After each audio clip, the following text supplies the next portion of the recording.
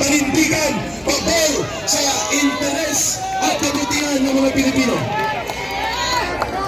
Ano pa ang inaantay ng ibang sektor?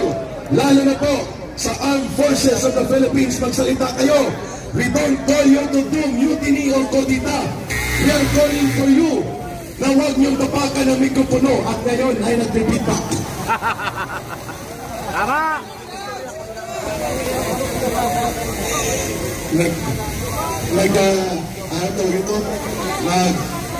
Anti-climactic.